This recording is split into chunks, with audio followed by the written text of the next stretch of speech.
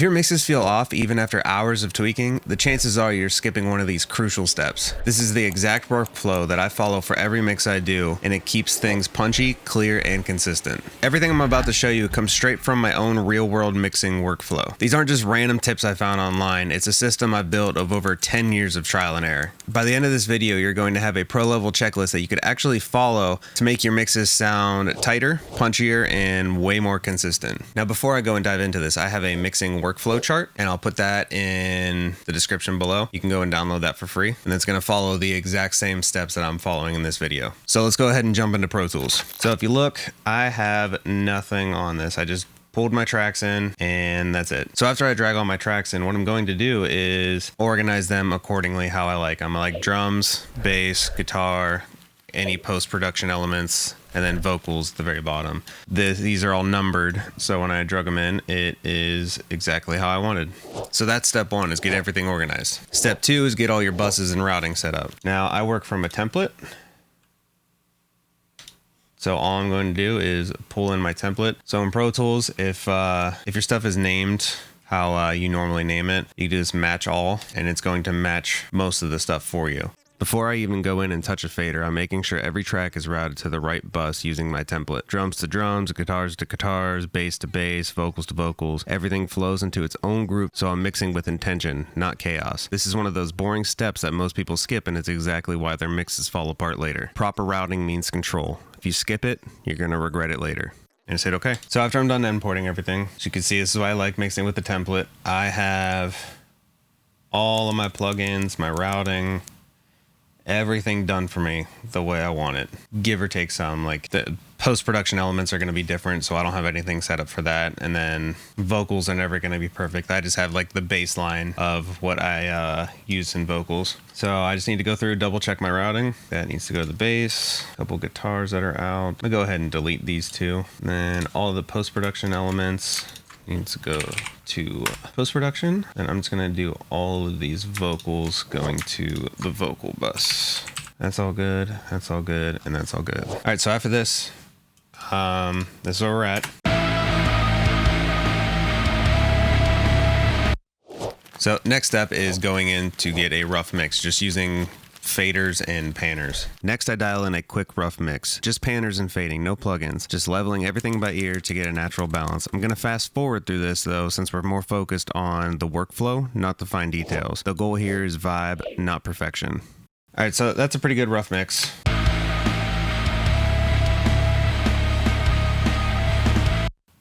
The next part after that would be diving into the main mix, getting all your EQ, your compression, saturation, effects, all of that dialed in to a finished mix. Here's where I normally go deep with EQ, compressors, saturation, and all that. But again, this video isn't a full mix tutorial. It's about the system I follow every time. So I'll skip the plugin deep dive and keep us moving through the process.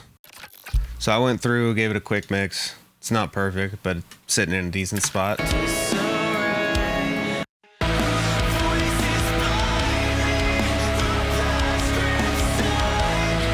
After I do all that and get it sitting exactly where I want it to be, that's when I dive into automation.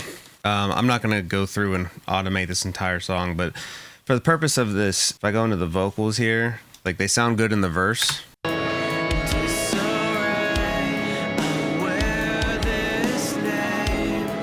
But when the chorus hits,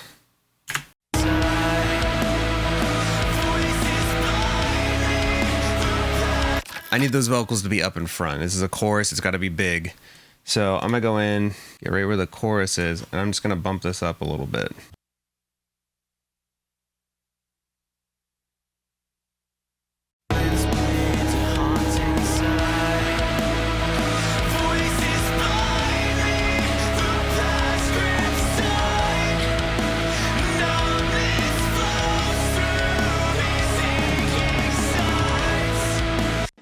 Yeah, stuff like that. You need to go in, automate stuff, get it up, sounding better. You don't want a static mix.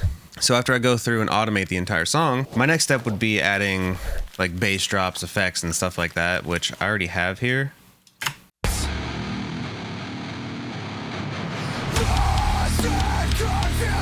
so I don't necessarily need to add those. Step number 7 would be doing a mix check. This means exporting your song, taking it out into your car, listening to on headphones that you're familiar with, your phone, a laptop. Try and get it in as many different areas as possible. That way you could hear the different ways people are going to be listening to it. The way I do it is anytime I go listen to it on something else, I will bring my phone with me and then just pull up a little notes app, start scribbling down some notes in there. Kick needs to go up here, snare needs to go down here, stuff like that. And the final step is the delivery. This is where you send it off out to your client. Now I need to emphasize, make sure you're 100% happy with this.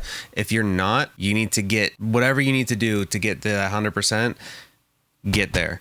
Because this is what you're sending out to your client. You want to be sending them gold. You don't want some half-assed mix in there that they're not going to be happy with. Now, if the client has any revisions, what I tell them to do is get all of them together. Talk together as a band, get all the revisions into one document, and then give me that. I'll make your revisions, send it out. If you guys have any other revisions, that's fine after that. But I want a bulk thing of revision if they need anything. The reason why I have this system put in place, when you're doing this professionally, you need a system, a step-by-step guide of how to do this.